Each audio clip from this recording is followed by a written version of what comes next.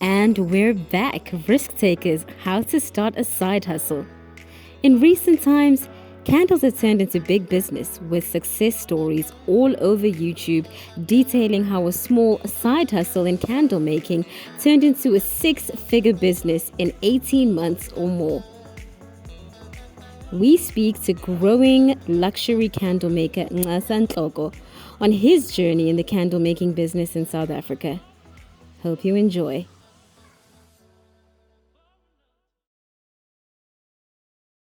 Thank you very much for doing this with me.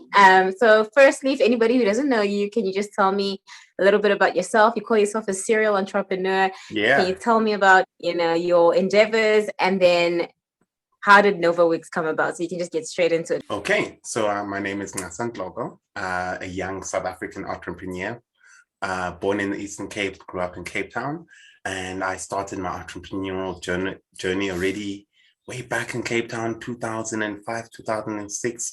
I started a small events company with some families and some family and friends, and land myself in the very light hiring business, and then I got into the Lwazzz hiring business, and then I got into supply and demand, got listed as a vendor for Builders Warehouse.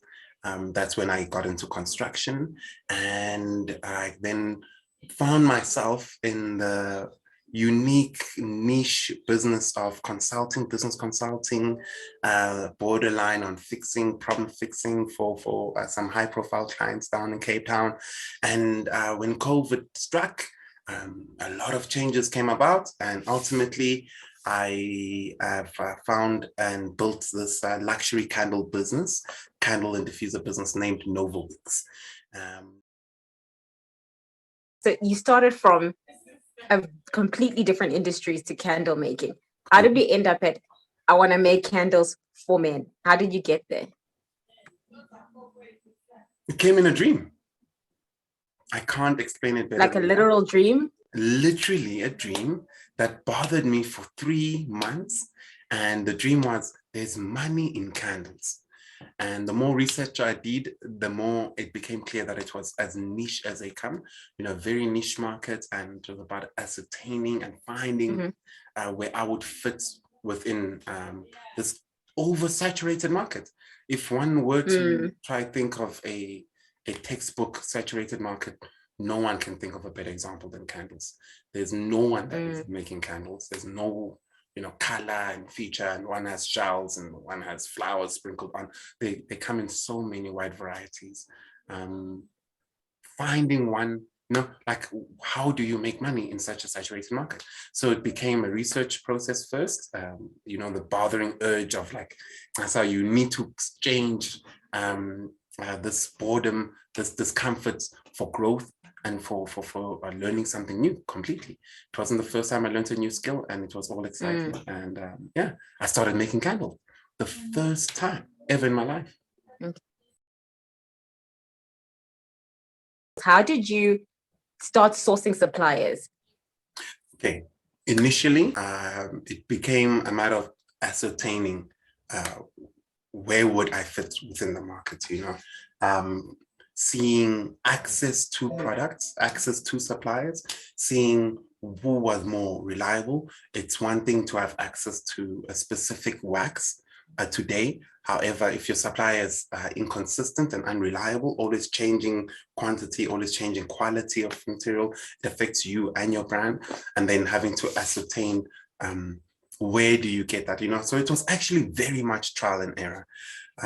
I was privileged to find a core wax supplier that has been consistent. Unfortunately, they are one of two in the country who can source that specific product. However, for a lot of things like my fragrances, a lot of my branding and packaging, I have painstakingly gone from one supplier to another. I've had and it hasn't been an easy journey.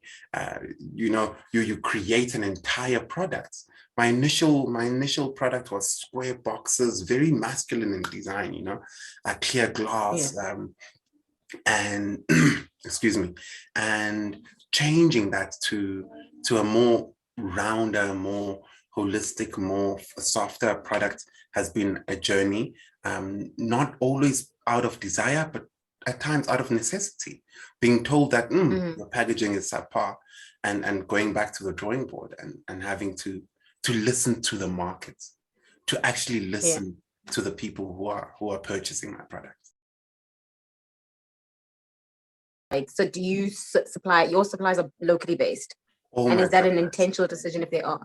Correct. So my number one intentionality is always to support Black business. I always take that into account when considering my suppliers. Secondly, I support female-owned businesses, not just in supplying, but also in my collaborations and my sales pipelines. It has always been a deliberate process. It's always been a matter of deciding, can you consistently supply, and not just purely relying on price, but rather also understanding that what you give to your market today, the product you give to the market, you have to be able to consistently supply for a couple of months, for a season at least. Yeah. Okay. Talk about making candles, right? Correct. Why did you decide to actually make the candles yourself, as opposed to maybe like outsourcing that and just focusing on just branding and packaging and just getting ready-made candles?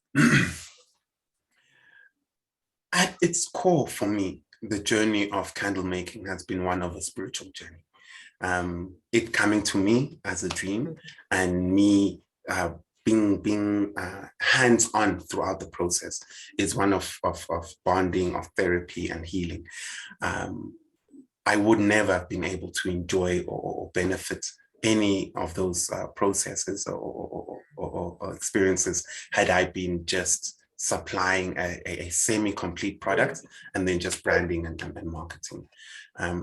It has always been, bringing something of my work into the world and creating rather than rebranding and sourcing.